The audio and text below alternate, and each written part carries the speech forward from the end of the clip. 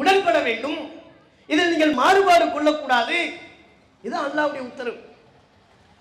அல்லாஹ்வுடைய உத்தரவு இப்படி தெளிவாக இருக்கின்ற பொழுது எதுக்கு முஸ்லிம்களுக்கு மத்தியில் ஏராளமான கருத்து வேறுபாடுகள் வருகிறது?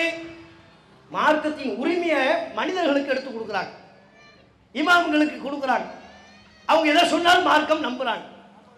பெரியார்கள் முன்னோர்கள் என்று சொல்லி ஊருக்குன்னு ஒரு கலாச்சாரம் இருக்கிறது. வழி வழியா முன்னோர்கள் நமக்கு எந்த ஒரு கலாச்சாரத்தை சொல்லி தந்தாங்களோ அதுதான் மார்க்கம். நம்ம முன்னோர்கள் சொல்லி தந்த பாதையை விட்டு நாம விலகிவிடக் கூடாது இப்படி நினைக்கிறாங்க. எப்படி இவங்களெல்லாம் நம்ம உள்ள நுழைக்க முடியும்? அவங்களுக்கு அல்லாஹ்ட்ட இருந்து வஹி வருதா? அல்லாஹ்வுடைய உத்தரவு அவங்களுக்கு வருதா? எப்படி அவங்க இடையில வந்தாங்க? அவங்களுக்கு அல்லாஹ்வின் புறத்திலிருந்து வஹி வருதா? அல்லாஹ்வுடைய உத்தரவு நமக்கு போதுமானது இல்லையா? நம்ம எந்த மறுமையை நம்புறோமோ, எந்த சொர்க்கத்தை நாம் நம்புகிறோமோ, மறுமையில நம்ம வெற்றி பெற வேண்டும் என்றெல்லாம் விரும்புகிறோம் அல்லவா? இந்த அனைத்தும் யார் தொடரக்கூடியது? நம்ம அனைவரும் நம்பக்கூடிய மறுமை வாழ்க்கை. அந்த மறுமை வாழ்க்கை இருப்பதாக சொன்னது அல்லாஹ். அல்லாஹ் ஏற்படுத்தி இருக்கிற வாழ்க்கை. நாம் அனைவரும் விரும்பக்கூடிய சொர்க்கம். அந்த சொர்க்கத்தை தயாரித்திருப்பது இறைவன். அல்லாஹ் தயாரித்து வைத்திருக்கிறான். அப்ப நம்ம நம்பக்கூடிய இந்த மறுமையிலேயோ சொர்க்கத்திலேயோ பெரியார்களுக்கு பங்கு இருக்கா? அவங்க சொல்லி நம்ம மறுமையை நம்புறோம். சொர்க்கத்தை பற்றி அவங்களா இந்த சொர்க்கத்தை தயாரித்தார்கள். அப்ப நாம் நம்பக்கூடிய மார்க்கம் சம்பந்தப்பட்ட அனைத்தும் இறைவன் தொடர்புடையதாக இருக்கிறது. அல்லாஹ் தான் இந்த மார்க்கத்தின் உரிமையாளன். அப்ப அல்லாஹ் சொன்னதை தானே நம்ம கேட்கணும். அல்லாஹ் சொன்னதை கேட்போம்னு வந்துட்டா நமக்கு மத்தியில் பஞ்சாயத்து இருக்குமா? மௌலுது ஓதுறாங்க, ஒரு குரூப்பு கூடுங்கிறாங்க. மௌலுது ஓதலாம், பிரச்சனை இல்லை. மீலாது விழாக்கள் கொண்டாடலாம், அதெல்லாம் இஸ்லாம் மார்க்கத்தில் உள்ளது என்று நம்பி செய்கிறார்கள். நாம் என்ன சொல்றோம்? மௌலுது மீலாது இதெல்லாம் இஸ்லாத்தில் இல்லை, மார்க்கத்தில் இல்லை, அல்லாஹ்வுடைய உத்தரவில் இல்லை. அல்லாஹ் சொல்லியிருந்தா நம்ம செய்வோம். அல்லாஹ் சொன்னால் கேட்போம் என்பதில் நாம் அனைவரும் ஒன்றுபட்டு விட்டால் மௌலுது சர்ச்சையா? பார்ப்போம், குர்ஆனை பார்ப்போம், ஹதீஸுகளை பார்ப்போம். மௌலுது ஓதணும்னு குர்ஆன்ல இருக்கா? மீலாதுல்லா கொண்டாடணும்னு குர்ஆன்ல இருக்கா? ரசூலுல்லாஹ் சொல்லியிருக்கிறாங்களா? செய்வோம். ரசூலுல்லாஹ் சொல்லலையா? விட்டுருவோம், முடிஞ்சு போச்சு. அப்போ குர்ஆனிலும் மௌலுது மீலாதை பத்தி இல்லை, ஹதீஸிலும் மௌலுது ஓத வேண்டும் என்றோ மீலாது விழா கொண்டாடணுமோ இல்லை. அப்ப எப்படி அது இஸ்லாம் ஆகும்? ஒன்னொன்னையும் கத்தம் பாத்தியா ஓதுறாங்க. இறந்தவர்களின் பெயரால் கத்தம் பாத்தியா ஓதக்கூடிய கலாச்சாரம் முஸ்லிம்களிடம் இருக்கிறது. இறந்த அன்னைக்கு ஒரு பாத்திகா, அடுத்து 3ஆம் நாள் பாத்திகா, அடுத்து 7ஆம் நாள் பாத்திகா, அடுத்து 40, அடுத்து 1 வருஷம், அடுத்து 2 வருஷம், போய்கிட்டே இருக்கு, முடிவே இல்லை அதுக்கு. இது யாருடைய கலாச்சாரம்? முஸ்லிம்களின் கலாச்சாரமா? இஸ்லாத்தில் உள்ளதா இது? ஆலிம்களை கூட்டு வந்து பாத்தியா ஓதப்படுகிறது என்றால் மார்க்கத்தில் உள்ளது நம்பித்தானே செய்யப்படுகிறது. தமிழகம் முழுக்க இந்த மௌலுது கலாச்சாரம், இந்த கத்தம் பாத்தியா கலாச்சாரம் செய்யப்படுகிறது என்றால் எதன் பேரில் செய்கிறார்கள்? விளையாட்டுங்கிற அடிப்படையில் செய்யல, மார்க்கம்ங்கிற பேரில் செய்யறாங்க. அதனால தான் ஆலிம்களை கூட்டு வந்து அவங்கள ஓத வைக்கிறாங்க. நபிகள் நாயகம் மரணத்தையே சந்திக்காதவர்களா? ரசூலுல்லாஹ் இருக்கும்போது யாருமே மௌத்தா போலையா? ரசூலுல்லாஹ்வுடைய குடும்ப உறுப்பினர்களை நபிகள் நாயகம் இழக்கவில்லையா? எத்தனை மௌத்த ரசூலுல்லாஹ் சந்திச்சாங்க. தன் மகன் இப்ராஹிம் இறந்து போனாங்க, தன் மகள்கள் ருக்கையா, உம்மு குல்சும் அவங்க இறந்து போனாங்க, அருமை தோழர்கள் சஹாபாக்களில் பலர் இறந்து போனார்கள். இவங்களில் யாருக்காவது இன்றைக்கு முஸ்லிம்கள் எந்த கத்தம் பாத்தியாவை ஓதுகிறார்களோ இதை ரசூலுல்லாஹ் ஓதுனாங்களா? இதான கேள்வி. மார்க்கம்னா ரசூலுல்லாஹ் தானங்க நமக்கு சொல்லி தரணும். அல்லாஹ் சொல்லி நபிகள் நாயகம் நமக்கு கற்று தந்திருந்தா அதுதான் மார்க்கம். நம்ம கற்பனையில உதிக்கிறதெல்லாம் மார்க்கம் ஆயிடாது. நம்ம முன்னோர்கள் செய்ததெல்லாம் மார்க்கமாகி விடாது. குர்ஆன்ல இருக்கா, அல்லாஹ்வுடைய உத்தரவுல இருக்கா, நபிகள் நாயகம் சொன்னாங்களா, அதான் மார்க்கம். ரசூலுல்லாஹ் எத்தனை பல இழப்புகளை சந்தித்த போதும் முஸ்லிம்கள் இன்றைக்கு ஓதக்கூடிய இந்த கத்தம் பாத்தியாவை நபிகள் நாயகம் ஓதவில்லை. 3ஆம் நாள் பாத்தியா ஓதல, 7ஆம் நாள் பாத்தியா ஓதல, 40, 1 வருஷம், 2 வருஷம் எதுவும் இல்லை. இது பிற மதங்கள்ல தான் இருக்கு. அவங்க நம்பிக்கையின்படி செயல்படுவாங்க. 1 வருஷ திதி சடங்கு, 40ஆம் நாள் திதி சடங்கு என்று பிற மதத்தவர்கள் செய்கிறார்கள். அவங்க நம்பிக்கை என்னவோ அதன்படி அவர்கள் செயல்படுவார்கள். அவங்கள பார்த்து முஸ்லிம்கள் தங்களுடைய மார்க்கத்தில் உள்ளதாக ஒன்றை எப்படி செய்ய முடியும்? இதுக்கு ஆளுங்களும் போய் வக்காலத்து வாங்குறாங்க. அவங்க தானே முன்னின்று அல்பாத்தியாக ஓதி அதை ஆதரிக்கிறார்கள். சமாதிகள் இருக்கிற தமிழகம் முழுக்க சமாதிகள் இருக்கு. யாராவது ஒருத்தவங்க மூத்தா போயிட்டா அவங்க நல்லடியார் மகான்னு சொல்லி அவங்கள அடக்கம் பண்ணி அதுக்கு மேல ஒரு சமாதி கட்டடத்தை எழுப்பி அதுக்கு மேல ஒரு பச்சை போர்வையை போத்தி பூவெல்லாம் போட்டு இன்னும் என்னென்ன இருக்கிறதோ எல்லா அனாச்சாரங்களையும் செய்கிறாங்க. இதைத்தான் நம்ம சமாதி வழிபாடு அப்படின்னு சொல்றோம். முஸ்லிம்கள் தர்கா என்பார்கள். இந்த சமாதி வழிபாடு இஸ்லாத்தில் உள்ளதா? ஒரு மனிதர் இறந்து விட்டால் அவர் நல்லவராக இருந்தாலும் அவரை அடக்கம் பண்ணிட்டு அவருக்காண்டி துவா செய்ய தகுதி உள்ளவராக இருந்தால் துவா செஞ்சுட்டு வந்துடணும். அதோட வேலை முடிஞ்சிருச்சு. அதை மீறி என்ன நடக்குது? அதில் ஒரு கட்டடத்தை எழுப்புறாங்க, அதுக்கு மேலே ஒரு பச்சை போர்வையை போத்துறாங்க, குத்து விளக்கு வருது, எண்ணெய் வருது, பூ வருது. தர்கா கொஞ்சம் இடம் பெருசாக இருந்துச்சுன்னு வைங்க, யானையும் வருது. சில ஊரில் 2 யானை வருது. இப்போ 2 யானை போகிற அளவுக்கு எந்த ஊர்லேயும் இடம் இல்லை, அதனால ஒரு யானை வருது. யானைக்கு கூட்டம் இல்லை அல்லது வனத்துறையிலிருந்து கடுமையாக கெடுபடி இருந்தால் யானையை கேன்சல் பண்ணிட்டு ஆட்டோ வருது. ஏதோ விதத்தில் திடீர்னு அங்கே ஒரு கொடி முளைக்குது. அந்த கொடியை எல்லாரும் சந்தனத்தை தொடுறாங்க, அந்த கொடியில் சந்தனத்தை தொட்டு வைக்கிறாங்க, கொடியை போய் முத்தமிடுறாங்க. இதெல்லாம் மார்க்கத்தின் பேரால் தானே நடக்குது. ஆளுங்கள் அதை சரி கண்டு அதுதான் சரி, இப்படி போனா தான் மறுமையில் வெற்றி பெற முடியும் என்றல்லவா மக்களை ஏமாத்துறாங்க. இது மார்க்கத்தில் இருக்கா? நாங்கள் கேட்பது ரொம்ப எளிமையானது. அல்லாஹ்வின் உத்தரவில் இருந்தால் நாங்களும் செய்வோம். தர்கா ஊருக்கு ஊர் தர்கா கட்டிடுவோம். யார் மூத்தா போனாலும் அதுக்கு மேல ஒரு சமாதி எழுப்புவோம். நீங்க கட்டுறதை விட நாங்கள் ரொம்ப ஹைட்டா கட்டுவோம்.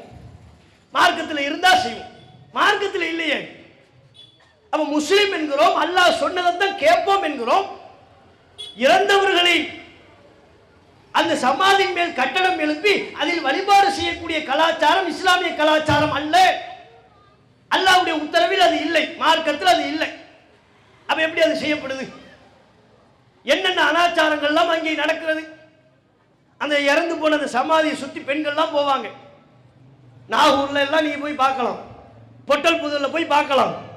பெண்கள்லாம் உள்ளுக்குள்ள போய் அதை சுத்திக்கிட்டு இருப்பாங்க. சுத்தினா என்ன? காபாவுக்கு போறோம், காபாவை தவாஃப் பண்றோம். ஏன்? நபி சொன்னாங்க, மார்க்கத்தில் இருக்கு, குர்ஆன்ல இருக்கு. அது நன்மை என்று குர்ஆன் நமக்கு சொல்லி தருகிறது. நாம இறை தூதராக ஏற்றுக்கொண்ட நபிகளாக சொன்னாங்க, அதனால செய்யறோம். இறந்து போனவங்களுடைய சமாதியை சுத்தணும்னு குர்ஆன்ல இருக்கா? பொட்டல் புது தர்காவில் நடக்குதா இல்லையா?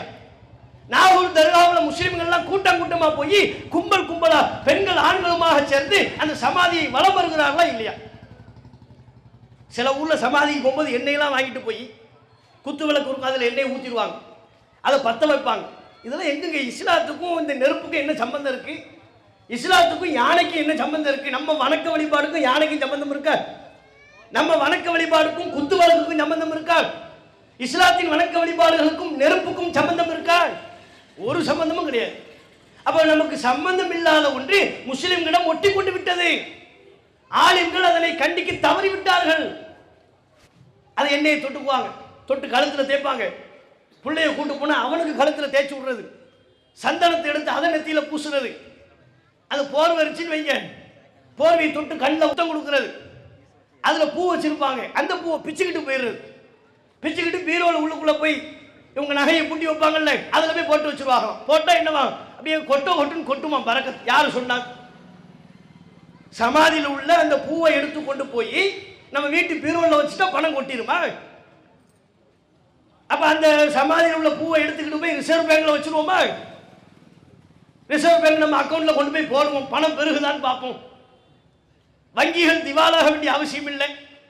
விஜய் மல்லையா, நீரவ் மோடி போன்ற ஆட்கள் 10,000 கோடி 10 லட்சம் கோடி ஏமாத்தி கதை அளந்து வெளிநாட்டுக்கு தப்பிச்சுட்டு போறாங்கல்ல, நம்ம தலையில மசாலா அரைச்சி. அது தேவையில்லை நமக்கு. ஏன்? இந்த பூ இருக்குல்ல, பூவை கொண்டு போய் அவர் அக்கௌண்ட்ல போட்டு விட்டுற வேண்டியது தானே. பணம் தான் கொட்டுன்னு கொட்டுமே. யாரு சொன்னா இதெல்லாம்? எங்குள்ள கலாச்சாரம்?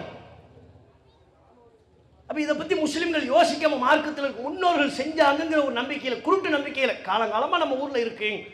நம்ம முன்னோர்களா நம்ம முட்டாள்களா? அவங்களுக்கு தெரியாதான்னு ஒரு குருட்டு நம்பிக்கையில இந்த அனாச்சாரங்களை சரி கொண்டு செய்து விடுகிறார். தர்காவில் ஒருத்தர் இருப்பார், அவர் கையில் கொஞ்சம் சக்கரை வச்சிருப்பார். அந்த தர்காவுக்கு போற பெண்கள் அதை வாங்குறதுக்கு கியூவில் நிற்பாங்க. பார்க்கணும், போட்டி கியூவில் நின்று அவர் தர சர்க்கரையை, எது அவர் தரார் 3 கல், ரேஷன் கடைக்கு போனால் கிலோ கணக்கில் தருவான். 50 ரூபாய் கொடுத்தா போதும், அவன் தருவான். அவ்வளோ இவங்க அதில் அந்த தர்காவுக்கு முன்னால் வாசலில் கியூவில் நின்று 3 சர்க்கரை 3 கல், அதை வாங்குறதுக்கு தலையில் முட்டாக்கெல்லாம் போட்டு பவ்யமாக வாங்குவாங்க. வாங்கி 3 கல்லில் ஒரு கல் தனக்கு, இன்னொரு கல் பிள்ளைக்கு, புருஷனையோ அல்லது வேறு யாரையும் கூட்டு போயிருந்தா அவர் வாயில ஒன்று முடிஞ்சு போச்சு, பறக்கத்து கிடச்சிருச்சு. திருநெல்வேலியில் ஒரு தர்கா இருக்கு. வருஷம் புதுசில் அங்கே வருவாங்க, புத்தாண்டு ஒரு கும்பல் வரும், வேன்ல வருவாங்க, படகட்டி வருவாங்க. என்னடான்னு பார்த்தா அங்கே ஒரு இந்த தர்காவில் ஒவ்வொரு வருஷம் புதுசில் 2020 21 வருஷம் ஆரம்பிக்குதுல, இப்போ கொஞ்சம் குறைஞ்சிருச்சு. முன்னாடிலாம் ரொம்ப ஓவர், ரொம்ப அதிகம்.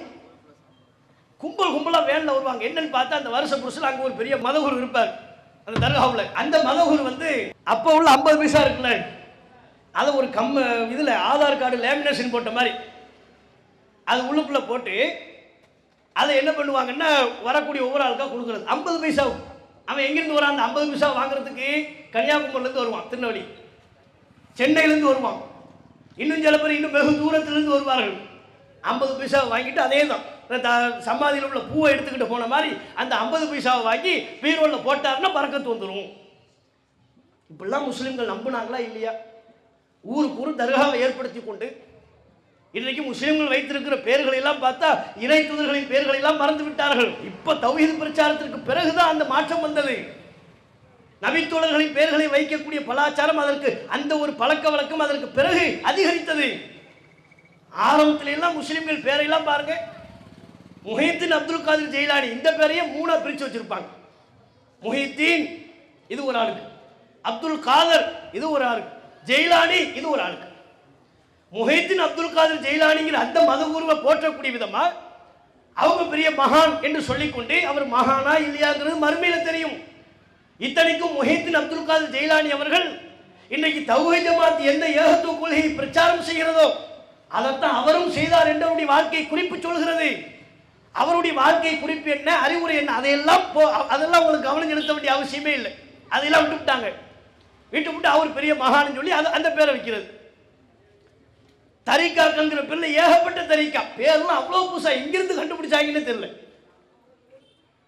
தரிக்கத்து சூஃபியாங்கிறாங்க, தரிக்கத்து கலந்தரியா, நக்ஷபந்தியா, சுகர் வருதியா. சுகர் வருதுன்னு அவன் அலறி ஓடுறான், சுகர் வருதா நமக்கு வேண்டாங்கிறான். தரிக்காவுக்கு பேரை என்ன, சுகர் வருதியா, கன்ஃபார்ம் பண்ணிட்டான். இந்த தரிக்காவில் நீ சேர்ந்தா உனக்கு சுகர் கன்ஃபார்ம். நக்ஷபந்தியாங்கிறான். அவன்கிட்ட போய் கேளுங்க, எப்ப அந்த நக்ஷபந்தியா தரிக்கா இருக்கு? ஆமா இருக்கு. அப்படின்னா என்னப்பான்னு கேளுங்க, அதையெல்லாம் கேட்காது. அதுக்கு உனக்கு தேவையில்லாத வேலை. என்னென்ன தெரியாதுங்க அவங்களுக்கு. மக்கள் அறியாமையில் இருக்கிறாங்க, புரியாம இருக்கிறாங்க. அவங்களுக்கு சரியான விளக்கம் போய் சேரலை. சேர விடாமல் இடையில் இருந்து கொண்டு சில பேர் தடுக்கிறார்கள். அப்ப உண்மை பிரச்சாரம் அவர்களை போய் சென்றடையுமையானால் இவைகள்லாம் தவறு என்பதை விளங்கி சத்தியத்தை நோக்கி வருவார்கள். அதுக்கு தான் நம்ம பிரச்சாரம் பண்றோம். அப்ப இதெல்லாம் இஸ்லாத்தில் உள்ளதா? தர்காவுக்கு முன்னால ஒரு கொடி இருக்குது, கொடி கம்பம். அந்த கொடியைத்தால ஊர் முழுக்க சுத்தி தர்கா கந்தூரி கொண்டாட்டம் வருதுன்னு வைங்க. நாகூர்ல பொட்டல் புதுல என்ன நடக்கும்? அந்த கொடி யானைக்கு மேல ஏறிடும். யானை கிடைக்காட்டி, யானை ஆஃபர் இல்லைன்னு வைங்க, யானைக்கு டிமாண்டா இருக்கும் சில நேரத்தில். அப்ப ஆட்டோ வந்துடும், அதுக்கு மேல கொடி ஏறிடும். ஆரம்பத்தில் சொன்ன மாதிரி சந்தனம் எல்லாம் வந்துருமா, தெரு ஊர் முழுக்க அந்த கொடி சுத்தும். எல்லாம் வெளியே வருவாங்க. வெளியே வந்து அந்த கொடியை தொடுறது என்ன, முத்தம் கொடுக்கறது என்ன. அது ஒரு காலத்தில் நாங்கள் சின்ன பிள்ளையா இருக்கும்போது ஊர்களில் திருநெல்வேலியில் யானை வந்துச்சுன்னா யானை மேலே ஏறினா பறக்கத்தான். யானை மேலே ஏறினா எப்படிப்பா பறக்கத்தாகும்? எங்களெல்லாம் யானை மேலே ஏற்றி விடுவாங்க. அதையெல்லாம் தாண்டி தர்காவுக்குள்ள வந்து யானை இருக்கும்ல, யானை போகும்போது சாணியை போட்டுக்கிட்டே போகும். வீட்டில் உள்ள பெரியவங்க சொல்லுவாங்க, அந்த சாணியை போய் மிதிச்சுட்டு வாங்க. எதுக்கு? அதை எதுக்கு மிதிக்கணும்? மிதிச்சா கல்வி ஞானம் கூடும். நல்லா கூடிச்சு கல்வி ஞானம். சாணியை மிதிச்சா கல்வி ஞானம் கூடுமாங்க? உலகத்தில் இது எங்கேயாவது சொன்ன எவனாவது ஏற்றுக்குவானா? இதில் மூட நம்பிக்கை இல்லையா இது? அதையும் செஞ்சாங்க, செய்ய வைத்தார்கள். பொதுவாக நம்ம பிள்ளைங்க வீட்டில் உள்ளவர்கள் வெளியில் போகிறோம், சாணியை மிதிச்சுட்டு உள்ளே வந்தால் என்ன சொல்லுவீங்க? என்ன கெட்ட நாத்தடிக்குது, எவன்டா சாணியை மிதிச்சது, வெளியே போ. மற்ற நேரத்தில் சாணியை மிதிச்சா வெளியே போன்னு சொல்லிடுவாங்க. அப்படித்தானே இருக்குது.